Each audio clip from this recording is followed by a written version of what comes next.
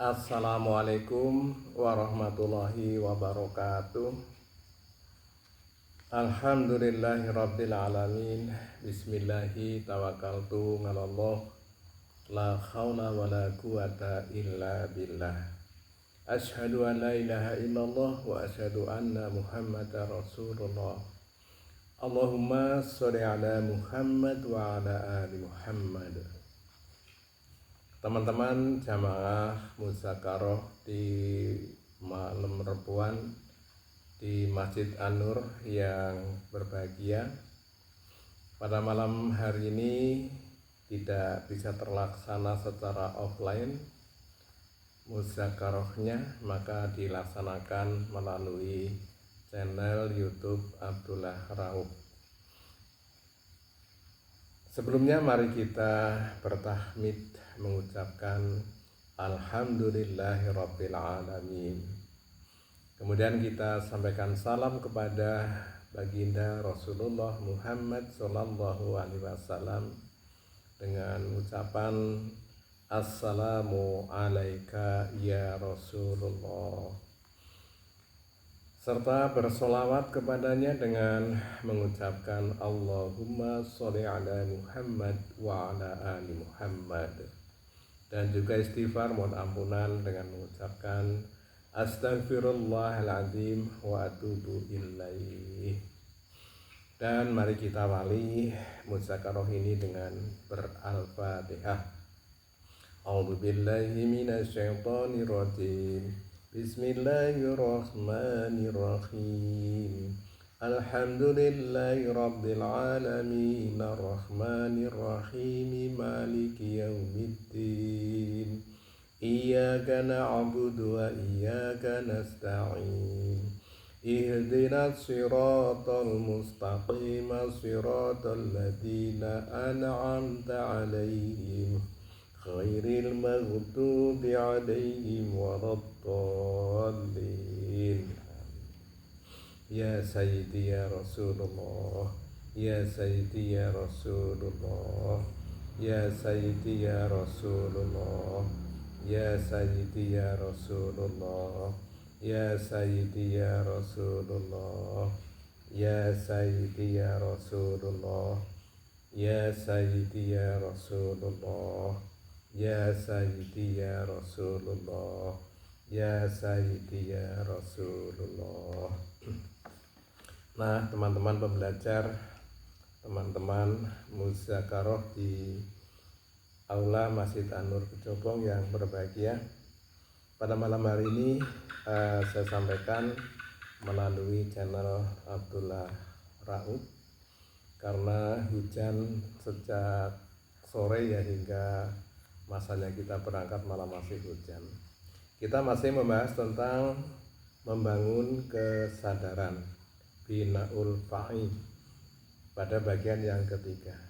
Pada kali ini kita membahas tentang kesadaran hidup. Kesadaran hidup, kita sudah berumur, mungkin ada yang sudah di atas 30 tahun, sudah ada yang kepala 4, sudah ada yang kepala 5, bahkan seperti orang seumuran saya di kepala 6.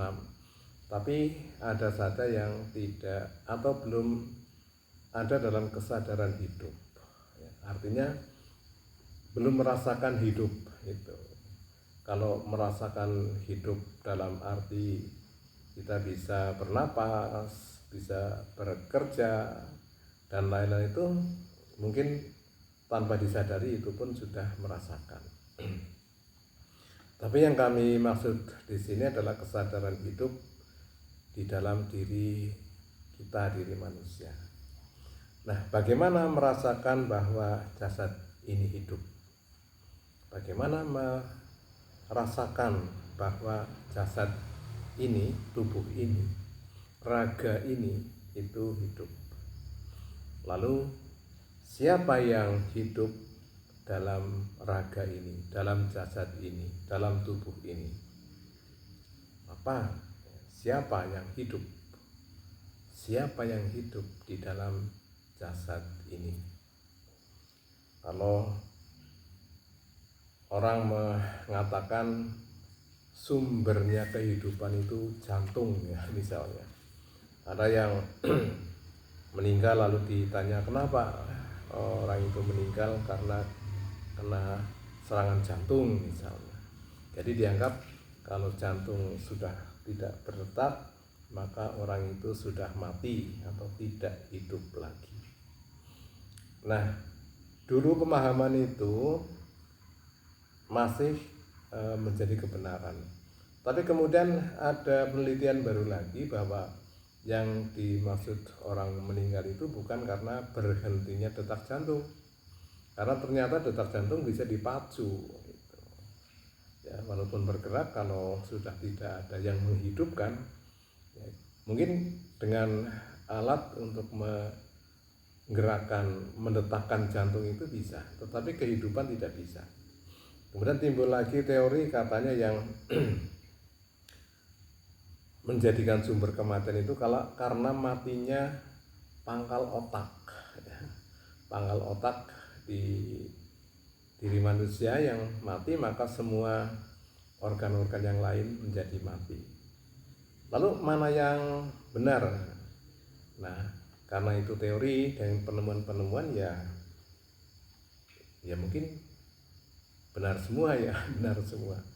Tapi yang dibahas di sini itu bukan membahas tentang kehidupan yang berhubungan dengan physically, tetapi dengan ruhaniyah.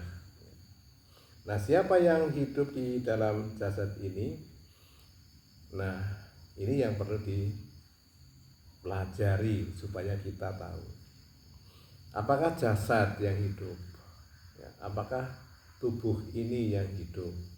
Raga ini yang hidup? Badan ini yang hidup? Apakah jiwa, apakah diri, apakah nafas, apakah nafsu kita yang hidup, apakah jasadnya, apakah nafasnya. Nah, ternyata ketika kita pelajari, jadi jangankan jasad ini bisa bergerak atau merasakan ketika tidak ada jiwa. Ya, buktinya apa? Orang tidur itu tidak merasakan dan juga tidak mempunyai keinginan. Kalau orang tidur katanya saya lagi tidur kepengen minum gitu ya, itu ternyata kondisinya sudah bangun. Atau orang tidur, aduh saya sedang tidur, ada orang yang mengguncing menghibah saya, yang ngerasani saya juga dengar, itu namanya tidak tidur, ya tidak bangun. Kalau orang tidur pasti tidak mendengar, tidak merasakan. Jadi bukan jasad dan bukan jiwa, bukan diri, bukan nafas yang hidup. Jasad dan diri itu mati. Nah, yang hidup adalah ruh. Yang hidup adalah ruh. Lalu ruh siapa? Teman-teman mengakui bahwa di dalam diri itu, atau Anda merasa nggak mempunyai ruh? Anda merasa nggak mempunyai ruh? Kalau memang merasa, ya dapatnya kapan? Ya dari mana dapatnya? Diberi apa diutangi? Apa beli itu ya? Nah, ternyata ruh itu kalau dijelaskan di surat Shad ayat 72 itu, informasinya adalah faida sawaituhu wa nafakhtu fihi min ruhi. Faqomulahu sajidin. Apabila aku, ini Allah ya, apabila aku telah menyempurnakan penciptaannya dan kemudian meniupkan ruhku ya ke dalamnya, tunduklah kamu kepadanya dalam keadaan bersujud. Nah, ini kan informasi dari Al-Quran bahwa ruh itu adalah ruhku, kata Allah. Jadi ruhnya siapa? Ruhku, ruhnya Allah, bukan ruhnya saya. Ya, saya tidak pernah merasa mempunyai ruh. Kalau di dalam tubuh kita ada ruh, itu bukan punyaku, tetapi punyanya Allah. karena di situ disebutkan tadi ya, min ruhi, dari ruhku, dari ruhku. Jadi bukan dari ruhmu. Ya, artinya itu ruhku, ruh Allah. Nah, yang hidup adalah ruh Allah. Yang hidup adalah ruh Allah, bukan ruh manusia. Manusia tidak punya ruh. Yang punya ruh adalah Allah. Maka di situ juga tidak disebutkan, ya ada sih tafsir yang Al-Quran yang menyebutkan, dan kutiupkan ruh dalam kurung ciptaanku. Nah, jadi ruh itu ditafsirkan sebagai ciptaan, padahal ruh itu bukan ciptaan. Jadi kutiupkan ruhku gitu, jadi bukan ciptaan, bukan ciptaan. Kalau ciptaan berarti makhluk, ruh itu bukan makhluk. Nah, hidupnya jasad adalah hidupnya ruh. Hidupnya jiwa, diri, nafas adalah hidupnya ruh. Nah, ketika ruh diambil, maka jasad dan jiwa itu pun mati. Ya, mati. Lalu nanti ada yang bertanya, kalau orang sudah mati, itu jasadnya sudah mati, apakah jiwanya masih hidup? Dan nanti ada kajian tersendiri ya. Ini untuk memudahkan pembelajaran tentang kesadaran hidup dulu. Nanti ada pelajaran kajian yang berikutnya. Nah, kemudian kalau dirunut, jasad bergerak digerakkan oleh nafas, oleh jiwa. Dan nafas atau jiwa mampu menggerakkan jasad karena nafasnya hidup. Sedangkan yang menghidupkan nafas adalah ruh. Ya, jadi kembali kepada ruh. Jadi jasad dan jiwa itu mati, yang hidup itu ruh. Nah, jadi sebenarnya gerak diamnya jasad adalah kehendak ruh. Jadi gerak diamnya jasad adalah kehendak ruh. Ini sebagai analogi saja ya, sebagai analogi. Ya, sudah sering disampaikan ya di kajian malam Rebuan bahwa misalnya kereta api listrik itu komponennya secara garis besarnya 3. Komponennya 3. Nah, ini untuk memudahkan paham, sama dengan di dalam diri manusia ada 3 komponen. Ada jasad, ada jiwa, ada ruh. Ya. Kalau dalam analogi kereta api listrik, ada gerbong, ada masinis, ada catu daya atau AC listrik. Nah, gerbong itu gambarannya, ini menggambarkan untuk memudahkan paham saja ya. Gerbong itu gambarannya untuk jasad, kemudian masinis itu supir keretanya ya, masinisnya itu adalah jiwa atau nafas, sedangkan catu dayanya atau strum listriknya adalah ruh. Ini hanya untuk memudahkan paham ya, jangan disamakan nanti ruh dengan listrik ya. Jangan dipeleset-pelesetkan loh. Karena ini pelajaran ke dalam ya, jadi jangan dipeleset-pelesetkan. Jadi sebenarnya gerak diamnya jasad adalah gerak diamnya ruh. Jadi gerak diamnya kereta api listrik itu bukan karena semata-mata masinis. Karena masinis itu tidak bisa menggerakkan jasad, tidak bisa menggerakkan gerbong kalau tidak ada setrum listriknya. Jadi artinya sesungguhnya yang menggerakkan gerbong kalau itu kereta adalah setrum listriknya. Tetapi masinis itu adalah mengoperasikan saja, tetapi harus didasari adanya setrum listrik atau catu daya. Nah, demikian juga di dalam tubuh manusia, jasad itu bisa bergerak, digerakkan juga oleh nafas, tetapi nafas itu bisa berfungsi ketika masih ada ruh. Itu loh, gampangnya begitu ya. Jadi sebenarnya gerak diamnya jasad adalah gerak diamnya ruh. Nah, ini di dalam surat Shofat ayat 96 itu dijelaskan wallahu khalaqakum wa ma ta'malun. Padahal Allah yang menciptakan kamu dan apa yang kamu perbuat itu. Kamu diciptakan oleh Allah, apa yang kamu perbuat itu pun diciptakan oleh Allah. Ini untuk memperkuat bahwa gerak diamnya manusia, gerak diamnya tubuh itu ada gerak diamnya Allah yang menciptakanmu. Ya, padahal Allah lah yang menciptakanmu dan apa yang kamu perbuat, yang kamu perbuat juga ciptaan Allah. Jadi kamu ngapa? Dia tidak ngapa-ngapa. Ini membuktikan bahwa ruhlah Allah lah itu yang menggerakkan, yang mempunyai kemampuan untuk menggerakkan tubuh jasad ini.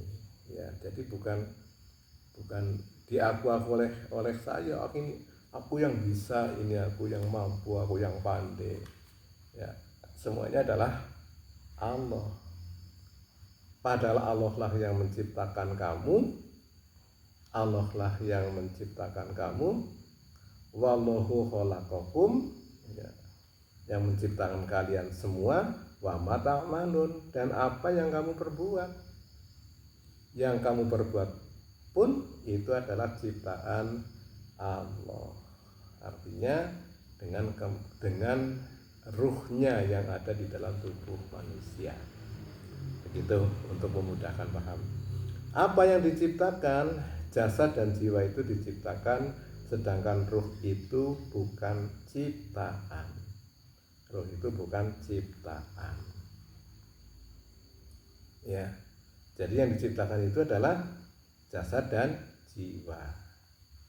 Nah, ini nanti dikonfirmasi di surat Al-A'raf ayat 172. Silakan nanti dikaji teman-teman. Kemudian bagaimana cara melatih membangun kesadaran hidup? Bagaimana caranya supaya kita sadar bahwa hidup ini adalah hidupnya Allah?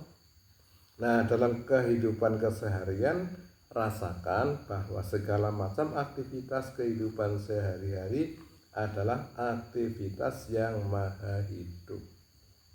Coba kalau misalnya kita bekerja, kita berjalan, kita istirahat, kita makan, kita minum, kita berbelanja, ya, apa saja yang kita lakukan, rasakan bahwa itu adalah aktivitas kehidupan ruh.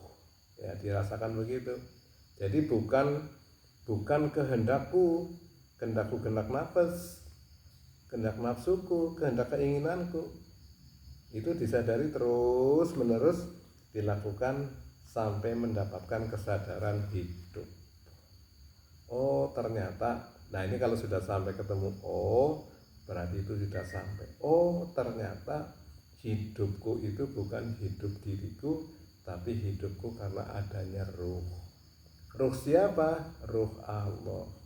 Di mana rumusnya? Di mana dalilnya? Yaitu min ruhi, dari ruhku yang ditiupkan di dalam tubuh kita. Itu sederhananya begitu. Nah, dengan memahami dan mempraktikkan dalam keseharian, maka kesadaran hidup itu akan terbentuk dengan sendirinya secara otomatis. Nah, inilah teman-teman yang ingin saya sampaikan tadi. Sebetulnya di live, tapi ada gangguan suara, ternyata tidak bersuara. Jadi ini kita ulang lagi dalam bentuk video, bukan streaming. Nanti teman-teman silahkan disimak, kalau perlu dibagikan kepada teman-teman yang lain yang ikut belajar khususnya, dan juga yang tidak belajar di Malam Rubah pun silahkan untuk mengikuti. Tetapi saya tidak membuka forum di sini, forum debat. Ya, kalau diskusi boleh, tapi kalau debat saya menghindar dari hal tersebut. Nah, bagi teman-teman semuanya, ini materi ini akan dimuzakarahkan kembali insya Allah malam Rebo pekan depan kalau tidak hujan seperti ini lagi. Dan nanti di muzakarah bersama di aula Masjid An-Nur, teman-teman silakan sampaikan berdasarkan apa yang dipahami pada materi ini. Ya, jadi ini aja materi ini, jangan pergi kemana-mana dalam muzakarah supaya nanti fokus, hasilnya kita mendapatkan kepahaman. Demikian teman-teman semuanya, mudah-mudahan dapat diambil manfaatnya. Mari kita akhiri dengan doa kifaratul majelis. Subhanakallahumma wa bihamdika asyhadu an la ilaha illa anta astaghfiruka wa atubu ilaik. Allahumma sholli ala Muhammad wa ala ali Muhammad. Allahumma sholli ala Muhammad wa ala ali Muhammad. Allahumma sholli ala Muhammad wa ala ali Muhammad. Ya Sayyidi ya Rasulullah. Sekali lagi mari kita bersyukur dengan bertahmid mengucapkan alhamdulillahirabbil alamin. Astagfirullahaladzim. Assalamualaikum warahmatullahi wabarakatuh.